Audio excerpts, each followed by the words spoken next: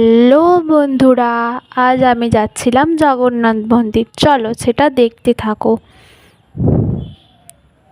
চলে এলাম জগন্নাথ মন্দিরে।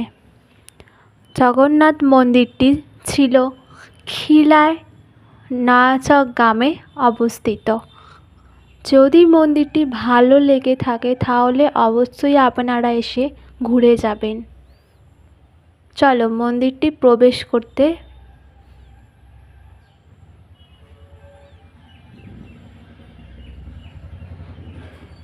মন্দিরটির ভিতরে প্রবেশ করি। চলো। মন্দিরটি খুব সুন্দর আর অসাধারণ মন্দির, প্রভু জগন্নাথ দেবের মন্দির। যদি আপনাদের মন্দিরটি ভালো লেগে থাকে অবশ্যই আসবেন, এই মন্দিরটিতে ঘুরে যাবেন।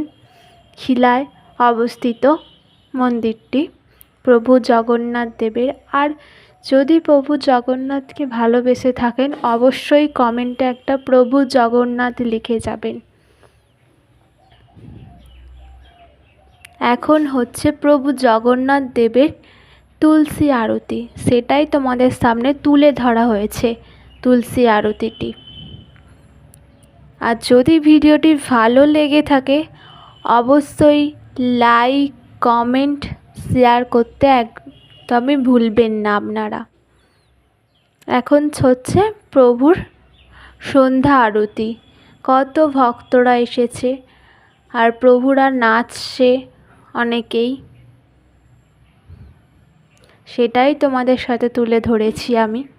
যেটুকু পেরেছি আশা করছি তুলে ধরার চেষ্টা করেছি আপনাদেরকে, যে যদি ভালো লেগে থাকে অবশ্যই আপনারা আসবেন বলে।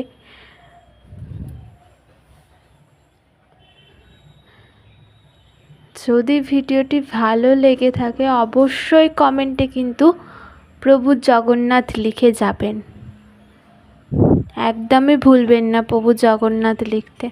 মন্দিরটি খুব অসাধারণ মন্দির। মায়াপুরেরই এক সিন তুলে ধরা হয়েছে,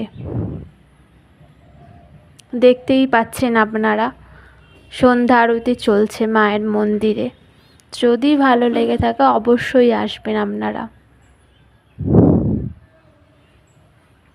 এখন এই পর্যন্তই আপনাদের সাথে তুলে ধরেছি। অনেক কিছুই এখানে আয়োজন করা হয়। প্রভু জগন্নাথ দেবের সানযাত্রা হয়, অনেক কিছু এখানে তুলে ধরা হয়। আর অবশ্যই স্কুল মাঠে রথ